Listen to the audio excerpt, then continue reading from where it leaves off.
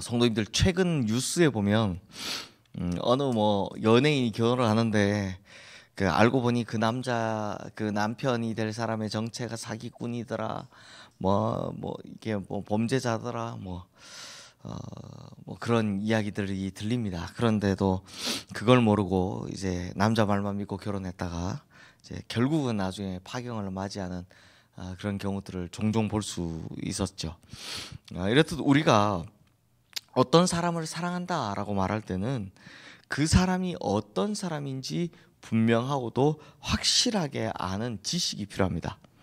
그가 어떤 성격을 가지고 있는지, 그가 좋아하는 건 뭐고 싫어하는 건 뭔지, 또 그의 과거나 현재는 어떠하고 또 앞으로의 미래의 계획은 어떤 계획을 가지고 있는지, 여기에 대해서 세세히 알아야 됩니다. 저도 아직도 그 기억이 나는 게, 저희 아내가 저랑 연애를 꽤 했는데도, 시간을 꽤 뒀는데도 마지막에 이제 결혼을 앞두고는 막 세세히 캐묻는 겁니다. 어떻게 살아왔는지, 어떤 과정을 거쳤는지.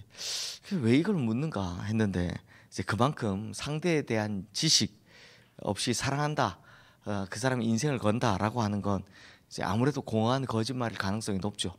그러니 그만큼 잘 알아야 한다라는 겁니다. 그런 면에서 참 하나님께서는요, 우리에 대해 완벽한 지식을 가지고 계십니다. 그러므로 하나님은 우리를 사랑할 자격이 있으신 거죠. 하나님께서 나를 지으신 분이시고 내 마음이나 또 생각이나 계획하는 것들, 성격들까지 다 알고 계십니다. 즉 하나님께서는 내가 나를 아는 것과 비교할 수 없을 만큼 나에 대해서 많이 알고 계신다라는 겁니다. 그러므로 하나님께서 나를 사랑한다라는 말은 거짓말이 아닐 확률이 100%입니다. 거짓말이 아닙니다. 즉 하나님은 나를 사랑하실 가장 완벽한 자격을 가지고 계신 분이시다라는 겁니다. 자, 성도님들, 아가서 7장은 이런 맥락에서 이제 신랑과 신부의 노래를 듣게 되는데요. 1절부터 9절까지가 신랑의 노래고 10절부터 13절까지가 신부가 부르는 노래입니다. 자, 먼저 신랑이 신부에 대해서 노래를 하면서 이제 머리부터 발끝까지 이 신부의 몸을 자세하게 묘사하면서 시적인 언어로 이제 아름답게 그리고 있습니다. 제가 사실 아름답게 그리고 있다라고 말씀드렸지만 앞부분의 내용이 제가 걱정이 돼서 읽지를 못했습니다. 사실 읽어보시면 아시겠지만 굉장히 좀 이게 어떻게 성경에 들어와야지 할 정도로 표현이 우리 흔한 말로 야합니다. 그렇지만 이 1절부터 9절까지의 내용 중에 핵심은 6절 말씀인데요. 우리 함께 읽겠습니다. 사랑아, 내가 어찌 그리 아름다운지 어찌 그리 화창한지 즐겁게 하는구나. 자, 신랑이 신부의 모습을 아름답다라고 노래한 후에 내가 너를 보니까 마음이 화창하고 마음이 즐겁고 마음이 행복하구나 라고 노래합니다. 근데 사실 객관적으로 보면 신부는 외모가 뛰어난 편이 아니었죠. 이제 아름다운 얼굴이라고 말할 수 없을 만큼 정말 일하다가 새까맣게 탄 그 검은 피부를 가지고 있었습니다. 신부 자신도 자기를 게달의 장막 같다라고 새까맣다라고 표현을 했었습니다. 하지만 신부의 무기는 뭐였습니까? 순결함이었습니다. 그러니 객관적으로 볼 때 그녀는 아름답지 않았을지 모르겠지만 신랑이 볼 때는 그녀의 모든 것이 다 아름다웠다는 겁니다. 그래서 신랑은 신부를 아름답고 순결하며 나에게 있어서 화창한 마음을 주는 존재다라고 노래하는 겁니다. 성도님들, 하나님께서 우리를 향해 고백하시는 사랑 고백도 이와 같습니다. 우리의 외모가 어떤지, 우리의 능력이 어떤지 하나님 그런 거 상관 안 하십니다. 하나님께서는 우리가 다른 사람들과 비교해서 잘난 것이 없어도 하나님께서는 우리를 아름답다 말씀하십니다. 그리고 내가 너를 보면 내 마음이 화창해진다. 참 이렇게 날씨가 꾸물꾸물할 때는 더 이제 화창하다란 말이 다가오는 것 같은데 정말 날씨가 화창해진다. 그래도 어떤 사람을 봐야 그런 마음이 들까요? 그렇게 말씀하신다라는 겁니다. 또한 하나님은 나를 가장 잘 아시는 분이시니까 우리가 유념해야 될 것은 하나님 앞에서 우리가 숨길 것이 없어야 한다는 겁니다. 하나님께서 이미 다 알고 계신데 우리가 뭘 더 숨기겠습니까? 하나님은 내가 생각하는 것, 계획하는 것, 내 속마음까지 다 알고 계십니다. 그러므로 우리는 하나님 앞에서 숨길 것이 아무것도 없습니다. 그러니 주님 앞에 나올 때는 가식적인 모습으로 나오지 마시고 숨기지 마시고 있는 그대로 그냥 주님 앞에 내놓으시기를 바랍니다. 그때 하나님은요, 우리의 외모를 보고 혹은 우리의 행실을 보고 야, 너 어떻구나 라고 해서 우리를 사랑하시는 조건을 이야기하시는 것이 아니라 그냥 우리가 가진 이 영적인 순결함을 보시는 분이심을 꼭 기억하시길 바랍니다. 자, 이제 신부의 노래입니다. 우리 10절 말씀 함께 읽겠습니다. 나는 내 사랑하는 자에게 속하였도다. 그가 나를 사모하는구나. 자, 신랑의 고백을 들은 이후에 신부는 나는 내 사랑하는 자에게 속하였다라고 말씀합니다. 이 고백 어제 우리가 봤던 고백이죠. 6장 3절에 나오는 위대한 고백과 똑같습니다. 우리 지난번에도 봤지만 신부가 이 고백을 하기까지 변곡점이 있었죠. 갑자기 마음이 변해가지고 그런 변곡점이 있었습니다. 그리고 이와 비슷한 고백이 2장 16절에 나오는데 2장 16절에서는 신부가 뭘 먼저 이야기합니까? 내 사랑하는 자가 나에게 속하였다라고 먼저 고백을 합니다. 즉 그때까지 신부는 사랑을 자기가 소유하는 것이라고 생각을 했던 겁니다. 즉 자기가 이 신랑을 소유할 수 있다라고 생각했습니다. 즉 요즘 표현으로 하면 갑, 을 중에 자기가 뭐라고 생각한 겁니까? 갑, 신랑이 을 이렇게 생각했던 겁니다. 하지만 이런 생각을 가지는 순간 딱 결혼하자마자 바로 마음이 식어버리는 걸 볼 수 있었습니다. 결혼의 위기를 맞았죠. 그리고 결국 신랑과 헤어지고 말았습니다. 이후 어제 우리가 봤듯이 신랑 찾기 위해서 사라진 신랑 찾기 위해서 백방으로 쫓아다녔죠.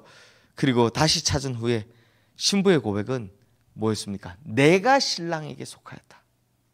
내가 당신에게 속하였다. 바뀌게 되는 걸 볼 수 있습니다. 마찬가지로 성도님들, 우리는 진짜 하나님의 사랑을 깨닫고 나면 하나님을 내가 가지고 있는 게 아니라 내가 하나님께 속한 자다라는 걸 깨닫게 됩니다. 그러므로 신부의 연속되는 고백, 즉 6장 3절과 7장 10절의 고백은 참으로 진실한 고백인 겁니다. 그러니 우리도 하나님 앞에 나가서 이렇게 고백해야 됩니다. 뭐라고요? 나는 하나님 겁니다. 하나님 내게 대주세요가 아니라 나는 하나님 겁니다. 나는 하나님께 속한 자입니다. 하나님 내가 원하는 대로 해주세요가 아니라 내가 하나님께 속한 자입니다. 나는 하나님께 온전히 매여 있는 사람입니다. 내 인생의 주인은 내가 아니라 하나님이십니다 라고 고백하셔야 하는 겁니다. 이렇게 하나님께 속하고 하나님께 매여 있으면 이제는 하나님께서 그 책임을 다 하실 겁니다. 사실 우리가 성경에서 보지만 하나님의 것을 하나님이 어찌 돌보지 않고 어찌 책임지지 않으십니까?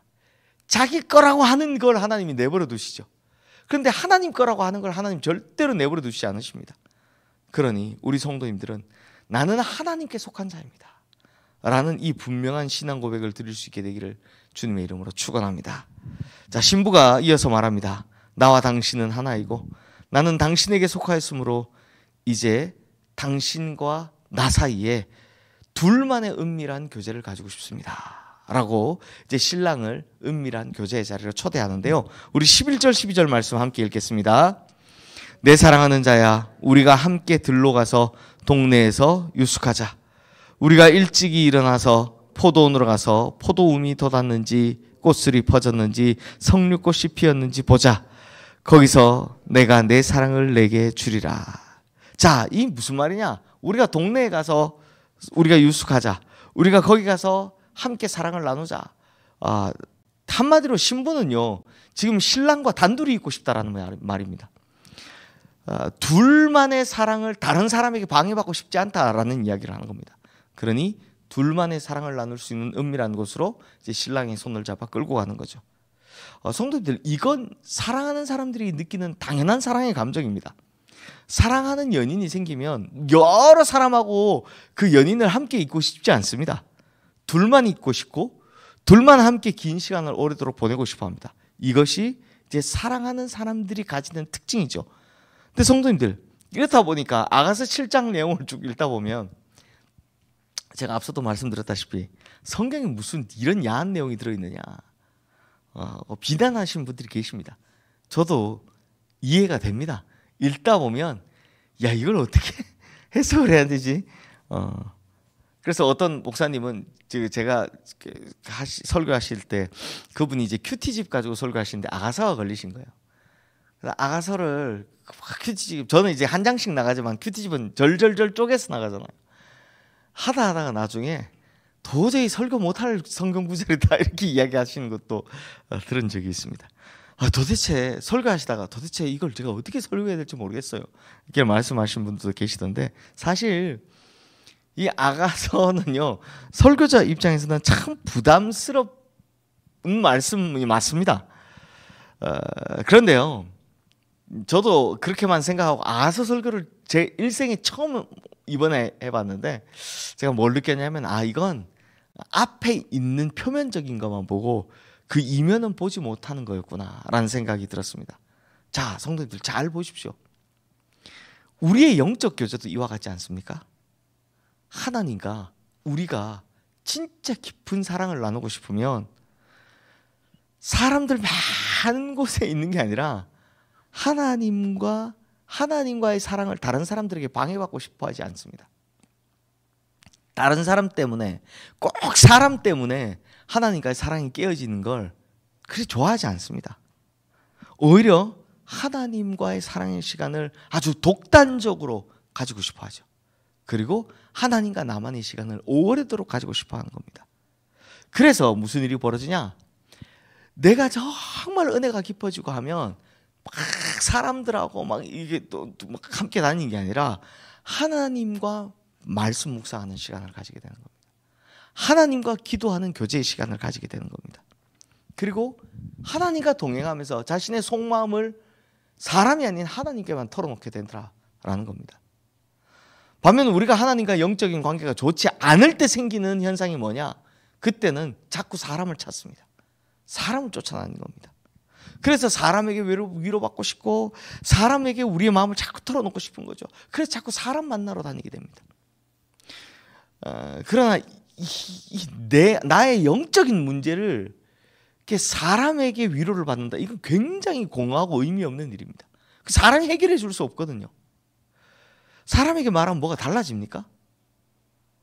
가끔 제가 이렇게 여쭤보면 마음이 편해지잖아요 라고 말씀하시는 분들 계신데, 나중에 소문나면 그 골치 아픈 건 어떻게 해결하시려고요?